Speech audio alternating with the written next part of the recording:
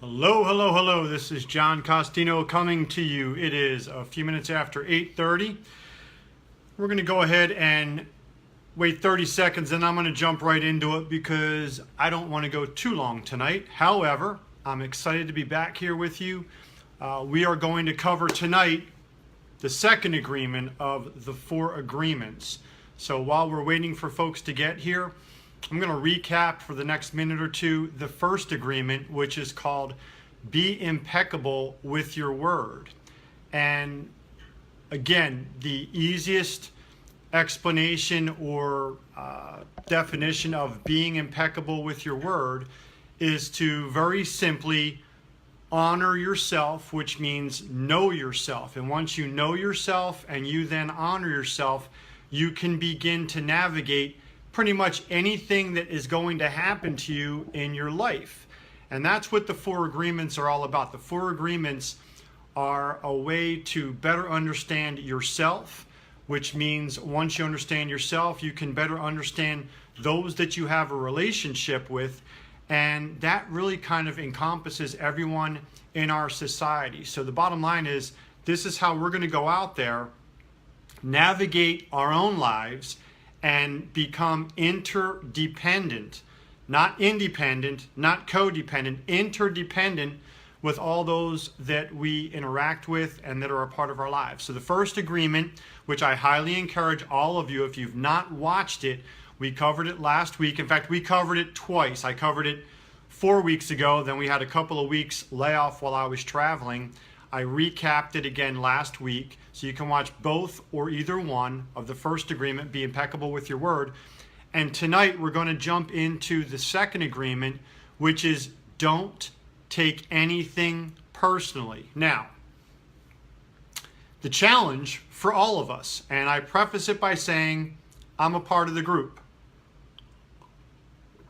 For those of you that don't know me or have not been watching me, I don't claim to have all the answers. I don't claim to be a genius. I don't claim to be any different or better than anyone else. The only thing I will claim is that I have been fortunate enough to have some people in my life that cared enough about me to help me navigate a lot of the garbage that I had to deal with, both from personal relationships and my professional career. So for me, this is an opportunity to pay it forward, because I know many of you don't have access to people that are really qualified to help and that actually care enough to do it. So for me, this is an opportunity to simply pay it forward. So the second agreement, don't take anything personally. Well, I guess the easiest and most important reason that we need to always be focused on never taking things personally is it's the easiest way for us to completely eliminate, not just avoid, but eliminate the fear of judgment. And that, as we've talked about many times, including during the first agreement, is one of the biggest issues, challenges, problems that almost everybody faces at some point in their lives, is that we have a very real, very healthy, very legitimate fear of being judged. And because of that fear of judgment, we hesitate to do things. We are afraid and we hesitate to be ourselves. We're afraid and we hesitate to be vulnerable, to be open. And it stunts us terribly. It prohibits us from having healthy relationships. It prohibits us from stepping up and following our passion. If you fear being judged or criticized or ridiculed, you're afraid to take chances. You're afraid to fail. You're afraid to step out on a limb.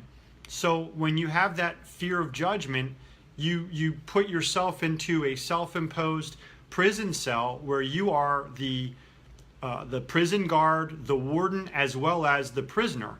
So how do we do that? We don't take, we should not take, we will not take anything personally. Now, that includes everybody.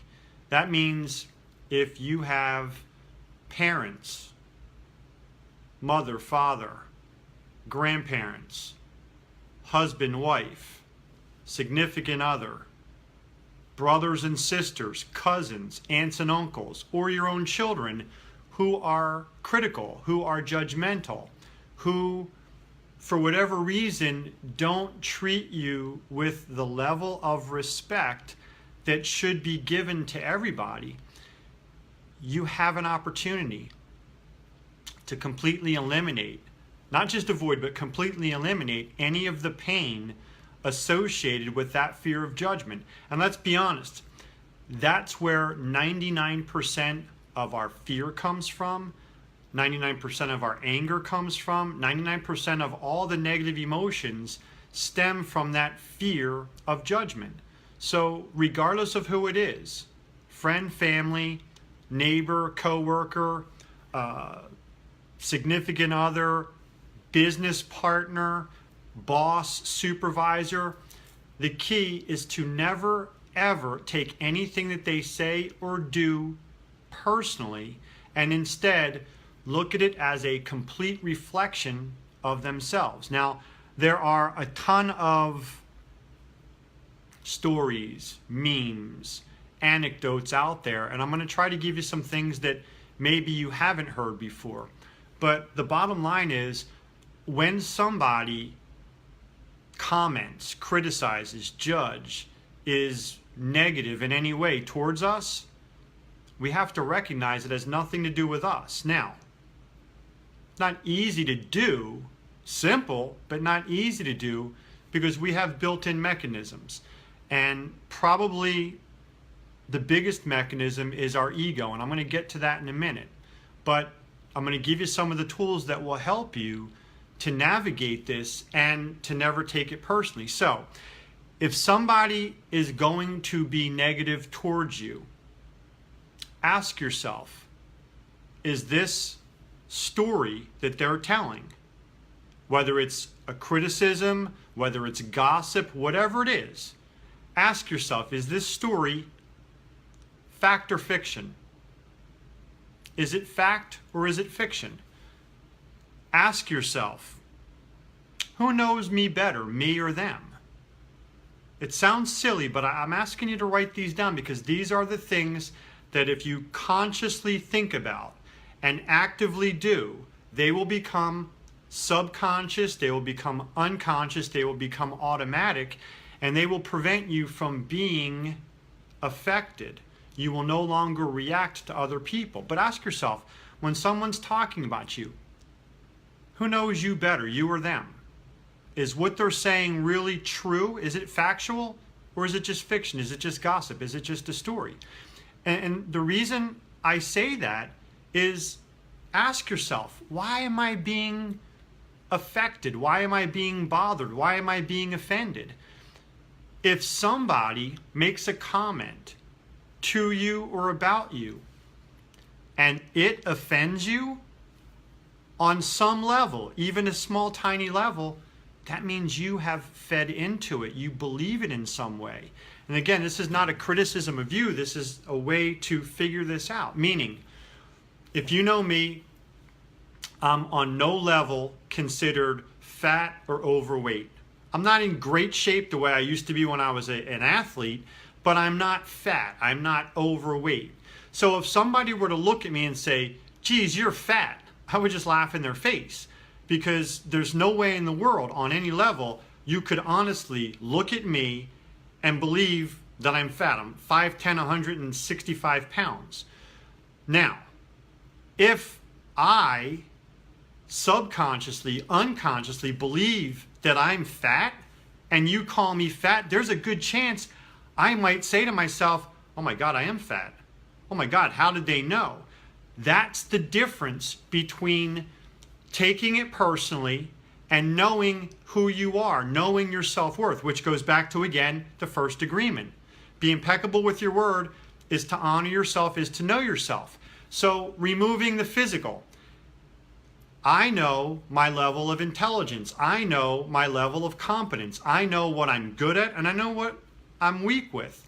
So if somebody were to walk up to me and say, my God, you're so stupid, I would laugh in their face, because on no level, based on any measurement, could you call me and actually be correct stupid. That doesn't mean I'm great at everything. There's plenty of stuff that I don't know, but I don't pretend to know. I don't claim to know. I have no problem saying hey, I don't know, let me find out, or hey, I don't know, can you help me? So, if somebody makes a statement to me that I know is not true because I know my own self-worth, I have my own healthy self-evaluation, they can't affect me. I don't allow them to say anything that I take personally. But if I'm not mentally strong, if I'm not in a healthy state, and if I'm not filled with self-love, and you call me stupid, I might say to myself, how'd they know I was stupid? What did I do? What did I say? What did they figure out? What did they hear? What did they watch? So go ahead and let me know with a yes or a no if this is making sense, that as long as you know your own worth, if you know your own self-worth, if you have your own healthy self-evaluation, if you have your own level of self-care and self-love, then nothing that anyone else can say to you can negatively affect you unless you choose to believe it. If you choose to hear it and believe it, then guess what? It's not them. It's you saying, I believe that. It's you saying, maybe that's true. It's you saying, I need to fix that. And we can cover that at another time. But the point is, you and you alone control the real estate inside your head. You own the real estate between your ears. So if you choose to allow someone to rent space in your head, make sure it's the right person. And if the person that you allow to rent space in your head, and I say that very humbly, because there are people that we do care about. There are people that we do love. My mom, my dad, my sister were the three people closest to me in my life. My grandparents, my aunts and uncles, the people that were had the most ability to affect me. If they were to say something harmful to me, it would destroy me as a little kid because I trusted them. I was open. I was vulnerable. Now at age 50, it doesn't mean I don't love them any less, but they can no longer say anything because I have been able to figure out who I am. I have been able to do the self-evaluation so that whatever they say, I can look at and say, that's you, not me. And this is a statement that has been said many times. What you think of me is not a reflection of me. What you think of me is a reflection of you. Let that sink in for a second, and we'll cover that in a moment. But what you think of me is not a reflection of me. What you think of me is a complete reflection of yourself. So this all comes back to having that healthy self-worth, self-care, self-love, self-evaluation, so that nothing that anyone else can say can derail you unless what they say maybe has some level of truth and you already believe that. Now, that's a whole nother story. That comes back to the first agreement, knowing yourself, honoring yourself, loving yourself. But to not take things personally is to live without the ego. See, our ego is something that we have that's a protection for us. But unfortunately, a lot of people, myself included, again, I'm not on any level pointing the fingers at anyone else. I suffered in the past from this terribly. I had an ego, which meant I cared more about what other people thought of me than I cared about what I thought of me. I put too much stock, I put too much value on what other people thought of me than being comfortable with my own. So, ego. Ego is a defense mechanism. Ego is a form of protection that we have. But if you allow somebody to make a comment and it offends you and you don't believe it, then why are you responding to it? Why are you reacting to it? Why are you letting it affect you? And the reason is because your ego is out of control. You are now trying to change what someone else thinks of you instead of recognizing that's their problem. If you have healthy self-worth, if you have healthy self-confidence, if you have a healthy self-evaluation, nothing anyone else says is going to affect you. So that comes down to dropping your ego. And that brings us back to the concept of the word surrender, to accept without blame.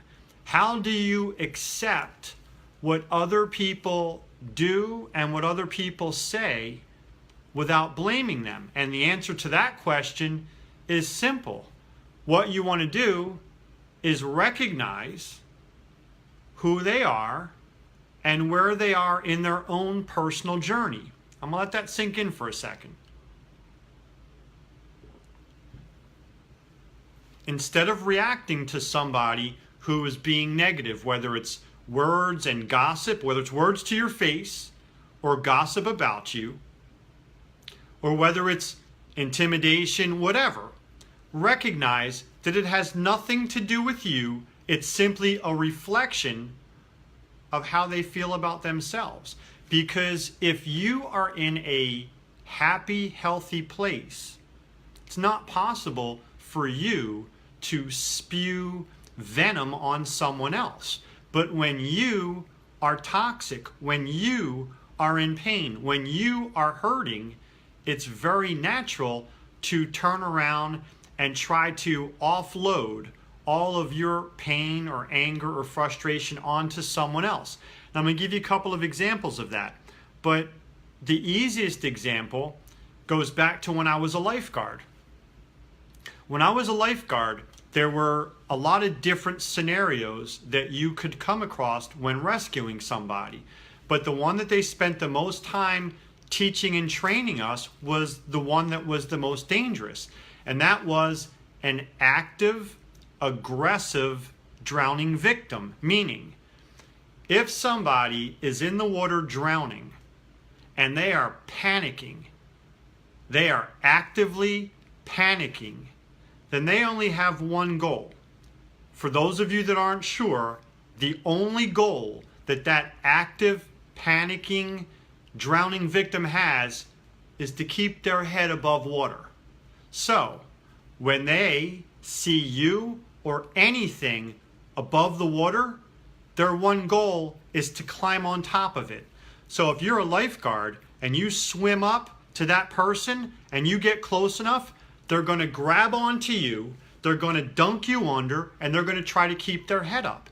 You can't get mad at them for that. That is their self-preservation mechanism to keep their head above water.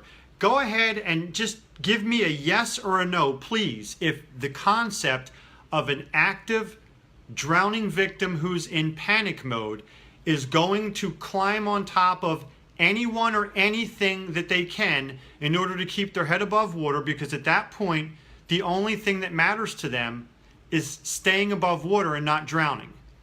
Pause for a second. Please go ahead and just drop a yes or a no if that concept makes sense.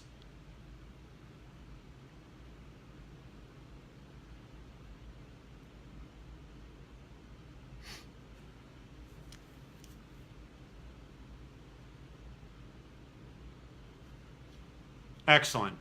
Okay, so now, if we can understand and appreciate that the drowning victim is not trying to harm us, the drowning victim is simply trying to stay alive, then let's remove it from a drowning victim rescue scenario and just make it anyone else. Just make it anyone in your life. If they are lashing out towards you verbally attacking you, criticizing you, doing whatever, okay, doing anything at all, if you can remember the drowning victim and you know that what they're saying is not true, it has no merit, it has no value, then what we have the opportunity and really the responsibility to do is to mentally block whatever they're saying and look at them through clear eyes, not through anger, reactionary vision, but clear vision, and look at them And when you process and you say, nothing that you're saying to me or about me is true. I don't believe it. It has no effect on me. Instead, I think you're in pain. Now, you don't have to say the words, but this is the conversation that you need to have with yourself. I think they're in pain. I think they, right now, are hurting so bad that they don't know what else to do except hurt anyone and everyone in their path. And if you can calmly process that, they have no effect on you. And I'll give you a couple of examples. If you go to the beach, or living down here in Southwest Florida 12 months out of the year, if you just happen to go outside on the wrong day and you're golfing or playing tennis or doing yard work or just walking around and you're outside for an hour or two, there's a really good chance you could get a really bad, nasty sunburn. Now, if you happen to go outside and get a sunburn, a legitimate sunburn, do you get angry at the sun? Do you get upset and start cursing out the sun because you got sunburned? I know that's a silly question, but please let me know if you agree with me that it would be absolutely ridiculous. There's no way in the world you're going to blame the sun for causing a sunburn, even though you legitimately are in pain, you have a sunburn, it hurts, but the reality is it had nothing to do with the sun. The sun is just what it is. The sun just is there. It beams sunlight, and it is up to us to decide whether or not to go out in the sun. If we go out in the sun, it's up to us to decide whether or not we're going to be aware of the sunburn, if we're going to choose to put on sunscreen, a hat, whatever. But we would be absolutely ridiculed if we got angry and upset and tried to explain to somebody how angry, pissed, and frustrated we were at the sun for burning us. When you put it in that light, it sounds silly. But you know what? We can look at people the same exact way. The challenge is our ego doesn't allow us to look at people that way because we have that personal relationship. We feel that you're my mom, you're my dad, you're my brother, you're my sister, you're my husband, you're my wife, you're my best friend, you're my cousin, you're my neighbor. I do so much for you. I'm so kind to you. We let all that stuff fill our heads and cause us to become sensitive, to cause us to become, I don't even know what word to use other than allow us to be affected instead of recognizing that whatever they're saying, since we know it's not true, since we don't believe it, has to be a reflection of them, and instead let's recognize them as dealing with their own pain, dealing with their own hurt, dealing with their own either physical, verbal, mental, emotional abuse that they're now passing on to us, just like a drowning victim just wants to pass that panic on to someone else and be relieved of it. If we can do that, it has absolutely no effect on us. So again, when I say hurt people hurt other people, a drowning victim has only one goal. That's the easiest way to not take whatever is happening to us personally. I'm going to give you one more analogy. Like I said, I'm trying to give you analogies that you haven't heard before so that it's not just the same old nonsense. If you were at a hotel, I don't know if you guys have ever been in a hotel that'll have, either 4, 6, or 8 elevators. And I'm talking about a high rise. I'm talking about one of those, 40, 50, 60 story, monster hotels where certain elevators will only go levels, 1 through 20, and then the other elevators don't even start until level 21 or 25, and they go all the way up. And they do that as a way to manage the traffic flow, so that if you happen to be staying on levels, 30, 35, 40, you're bypassing the first 20 floors. And if you're on the first 20 floors, you're not dealing with the people that are living or staying on floors, 25 through 45. So they separate that. So my question is, knowing the sign that says these elevators only go to the 25th floor and these elevators don't go to levels or floors 1 through 24. If you see that, how ridiculous would it be for you to get into this bank of elevators knowing that the sign said it only goes up to the 24th floor, but you're staying on the 35th floor. So you ride the elevator up and you get to the 25th floor and it stops and you get out and now you got to walk 10 more floors. Whose fault is that? How could you possibly get angry at the elevator or the hotel when it was clear that elevator doesn't go past the 25th floor, but because you weren't paying attention, because you weren't in a good, clear state of mind, you got on the wrong elevator, and then upon getting to the 25th floor, you blow a gasket because now you've got to walk up 10 more floors. That's an analogy. That's the example of what happens when we allow other people and their self-worth or their pain or their whatever they're dealing with to spill out onto us. We cannot stop them from doing or saying whatever they're going to do or say, but we're in total control of our own self-worth, of our own self-evaluation, to the point where we can smile and literally let it roll right off our back like water off a duck's back, and if you so choose, feel some empathy for them. Literally. Sorry, that's my son calling in way early tonight.